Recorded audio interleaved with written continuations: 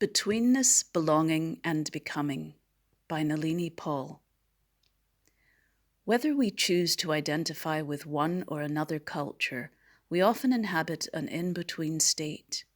Having grown up in Canada as the middle child and only daughter of Indian parents who decided to leave their beloved country for Vancouver, I have, since the age of 2.5, lived between worlds. My parents felt this most profoundly as they grew up somewhere else. Being exposed to different languages, customs, and cuisines seemed normal rather than strange to me, as children living on my street were mostly in the same situation. The various mother countries included China, Italy, Yugoslavia, as it was then, Portugal, and Germany. There were no others from India living in our neighborhood, but I knew a small handful at primary school. My mother, who worked full-time as a nurse, would feed us on a varied diet of Indian and Canadian cuisine, from chicken curry with rice and cauliflower sabzi to hamburgers, spaghetti with meatballs, and shake-and-bake chicken to Chinese noodles with stir-fried vegetables. I sampled various delicacies, the names of which I never learned, at friends' houses. Portuguese sugar-coated biscuits, German almond cookies, and various flavors of pop. My mother barred us from the elixirs of Coca-Cola, Sprite, and 7-Up, unless for special occasions. I also remember being offered chocolate coins for the first time by my Austrian friend's mother. Her father, whose finger was cut short to the first knuckle, told me when I asked what had happened, that he went wandering into the snowy mountains for days and became very hungry. I knew he was making this up, but so entertaining was the telling of his story, I almost believed him. Between memory and imagination, between childhood and adulthood, between truth and falsehood, between race and belonging. Each of us chooses a story, a version of reality which becomes the truth. We are all in a process of becoming through our process of being. We are not fixed in space and time as one identifiable thing. Our thingness is malleable and open to change, as are the objects with which we interact. They, like us, are in a process of change constantly. It is this change in constancy that characterizes everything we know. As an Indian child and a Canadian child, I was looking at everything from at least two perspectives. I belonged, and yet I did not. But in childhood innocence, this knowledge is never clear. It simply becomes part of oneself, as an inherent split that shifts with every new situation. One day I might go to Sunday school with white friends, and the next I would visit Indian relatives, listening to my paternal grandmother speak with her British Indian accent about the chowkidar, night watchman, at my grandfather's house and how he would fall asleep during his watch, standing up, lazy fellow. India, that vast subcontinent in which I feel privileged to have been born, is full of contradictions around empire and its place within it. As the country with the second highest number of languages, 22 officially recognized languages, and up to 1,599, depending on how one defines language as dialect or otherwise, it is perhaps impossible to say what it is to be Indian.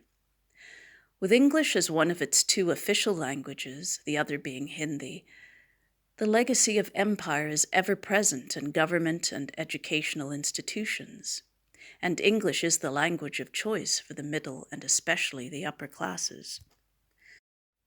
Having grown up in Canada, class was both absent and present, because we were led falsely to believe that we were all the same and had the same life chances regardless of our origins, a difficult term which often singles out people of colour, those who neither appear to be nor are able to pass as white. My paternal relatives speak with a sophisticated-sounding accent, a British Indian voice that to this day I find comforting because it reminds me of aunts and uncles, some of whom have passed away, and the world in which they grew up, which has changed forever.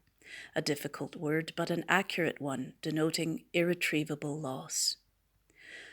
Boarding schools, the best in the country in the 1940s and 50s, were part of that world, the aforementioned chowkidar, the cook who did his training in the US, and my grandfather, a member of the Masons, a doctor and surgeon, in whose maternity unit I was born in Ambala on a cold November morning at 7 minutes past 7, my mother tells me. Relatives from my father's side dined with the Kennedys, met the Beatles, went to parties with diplomats.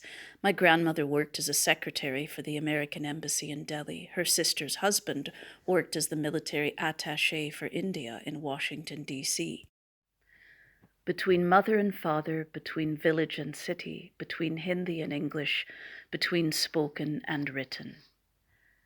I was largely deprived of my mother's story when growing up. My parents met at university, but my mother was raised in a village in Uttar Pradesh. Despite her university education, many use the word educated to denote class rather than a university degree. Her village upbringing gave her a lower social status, certainly in the eyes of my paternal grandmother. Since my move to Scotland more than 20 years ago, phone conversations with my mother in Canada have opened new worlds to me through her stories, like long-forgotten books gathering dust on the shelf, being spoken out loud and saved from obscurity. Their pages glow. I always knew that she had gone to university to study nursing, but I did not know that her intention was to study medicine, to become a doctor. I knew that she went to boarding school and lived on campus for both college and university, but I did not know about her adventures, including a close brush with a poisonous snake in the shower cubicles, a hostile reception in a village where she, still a teenager, began a presentation on birth control. People started throwing things at her, and she had to take shelter, and when my maternal grandfather used to make his own blood pudding. As prosperous farmers, they hired staff to help with the harvest. As Christians, they lived in harmony with Muslims and Hindus. Cows and pigs were kept well away from the village so as not to offend those from either religion. My mother spoke Hindi fluently, whereas some of my paternal relatives struggle with this difficult language. My mother summons up memories of India at the slightest reminder, more so these days, and I try to write it all down. My aunts from the paternal Paul side traveled the world, were artists, teachers, socialites. Their confidence always shakes me a bit, but with each visit or phone conversation, I try to absorb a fraction of it, to allow it to permeate into my being, so that when I give lectures on post-colonial theory and racial otherness, I draw upon their strength somehow. I try to let the memories, conscious and subconscious, sustain me. I was too young to remember India when we emigrated. Between religion and philosophy, between past and present, between real and unreal, between tangible and imagined. When I wrote my PhD on the Caribbean writer Jean Rhys's novels in 2008, I deliberately chose a white writer who had issues with her racial identity. She wished to be black. I refused to be pigeonholed as an ethnic minority who writes about her identity. Identity is a misleading term because it suggests a fixed position, as if X could point at Y and say, "You are Y," without regard for the complexities which have informed who and what Y is or is not. Identity starts as a fix in the mind with the potential for determining peace or destruction, for promoting harmony or prejudice leading to racism, and viewing others as alien, which in turn can lead to violence. I prefer the word subjectivity, suggesting an alterable subject position. We are only ever a Y in relation to an X, and X is only X insofar as they see themselves as superior, for instance, to Y.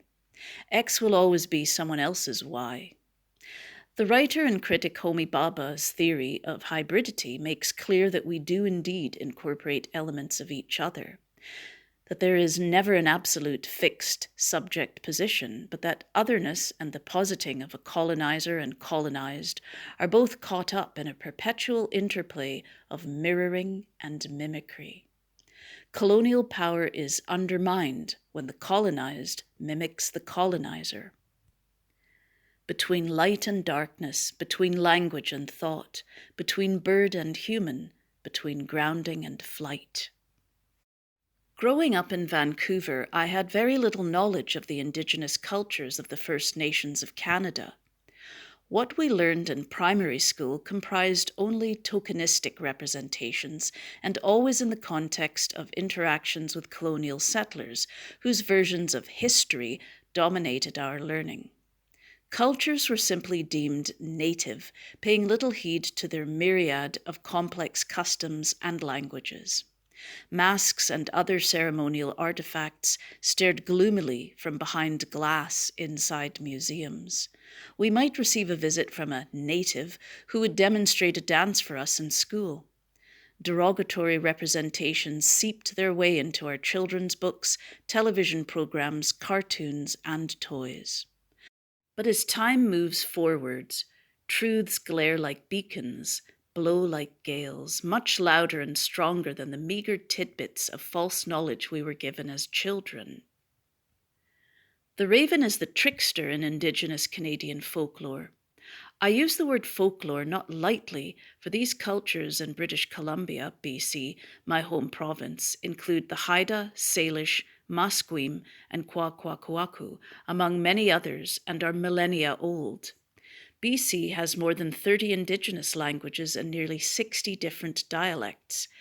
The trickster is responsible for the creation of humans and often outwits them by changing physical form, sometimes only so that he can have a good meal or sleep with a fisherman's wife.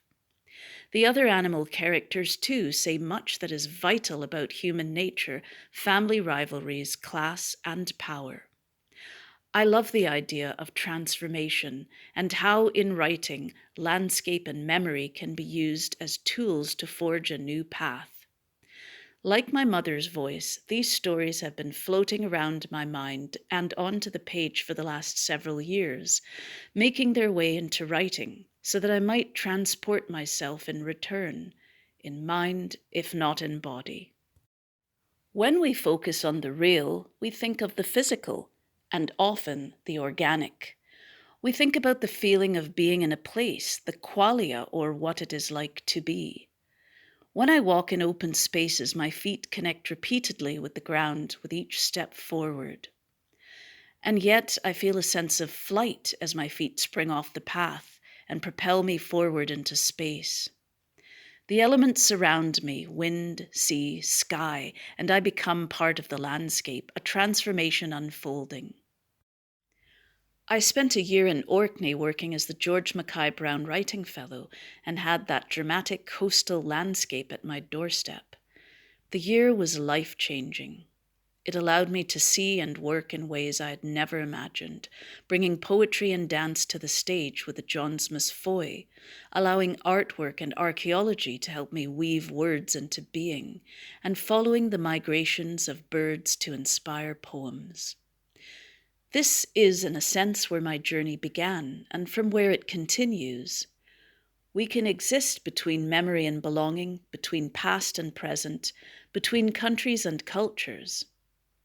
The poetic imagination allows us to transcend these boundaries. Often the past can be liberating. We can draw strength from a sense of belonging. But it can also hinder, weighing us down with its baggage of fixed positions, categories of class, race, and gender, notions of status and superiority. Writing, by contrast, sets us free if we let it. We write ourselves into being, and our becoming unfolds as words, on the page, in the voice, and in the air, as we take flight.